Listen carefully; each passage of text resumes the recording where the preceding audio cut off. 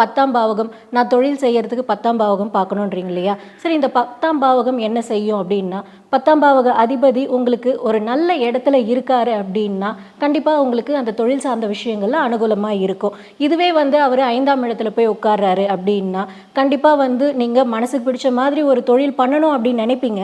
ஆனா அது கடன்லயும், மனப்பிரச்சனை, இந்த மாதிரியான போராட்டமான ஒரு விஷயங்கள், ஒரு பெரிய கடன்ல போய் சிக்கிறது, இந்த மாதிரியான விஷயத்துல உங்களுக்கு கண்டிப்பா மாட்டி விடுறதுக்கான வாய்ப்புகள் அதிகமா இருக்கும்.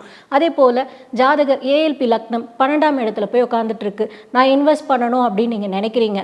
ஆனா அந்த இன்வெஸ்ட்மெண்ட் பண்ணுறதுக்கு உங்களுக்கு கடன் உங்களுக்கு கிடைக்குமா அப்படிங்கிறது எடுத்ததுமே நான் தொழில் செய்யணும் அப்படின்னு நினைக்கும் பொழுது யாருக்குமே பணம் அப்படின்ற ஒரு விஷயம் கையில் இருக்காது. ஸோ இந்த கடன் உங்களுக்கு பெரிதளவில் உபயோகப்படுமா, அல்லது அது பெருங்கடனை ஆக்கி உங்களை கஷ்டத்தில் கொண்டு போய் விடுமா அப்படிங்கிறதெல்லாம் முன்னதாகவே தெரிஞ்சுக்கணும் அப்படிங்கிறது அவசியம். சரி, இது தொழிலுக்கு.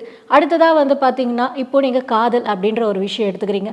நாங்கள் 5 வருஷமாக காதலிச்சோம், நாங்கள் நல்லாவே ஹாப்பியாகவே இருந்தோம். இது திருமணத்துக்கு நாங்கள் போகும்பொழுது கரெக்டாக ஏதோ ஒரு பிரச்சனை எங்களுக்கு இந்த காதல் தோல்வியில் போயிடுச்சு அப்படின்னு ஒரு சிலருக்கு இருக்கும். ஏன் அது நடந்தது அப்படிங்கிற அந்த காரணத்துக்கு நம்ம யோசிக்கிறதே கிடையாது. ஏன்னா இவங்களுக்கு எந்த ஏஎல்பி போயிட்டுருக்கோ, ஆப்போசிட்டில் பார்த்திங்கன்னா அந்த பெண்ணுக்கு என்ன ஏஎல்பி போகுது அப்படிங்கிற விஷயத்தையும் கணக்கில் எடுத்துக்கணும். சரிங்களா?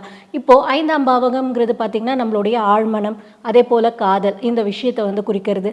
ஸோ இந்த 5ஆம் பாவக அதிபதி போயிட்டு 12ஆம் இடத்துல உட்கார்றாரு அப்படின்னா, காதலால் நிறைய விரயங்களையும், தூக்கமின்மை, அவமானம் சார்ந்த விஷயங்களும் நேரிடும். ஸோ இதெல்லாம் பார்த்திங்கன்னா இந்த பாவக மாற்றங்களால் ஏற்படக்கூடியது, உங்களுடைய லக்னம் மாற்றங்கள்னால ஏற்படக்கூடியது அப்படிங்கிறதுனால தான். அதுவே இந்த 5ஆம் பாவக அதிபதி போய் 7ல் உட்கார்றாரு அப்படின்னா, அந்த காதல் திருமணத்தில் முடியும் அப்படிங்கிறத நம்ம சொல்லலாம்.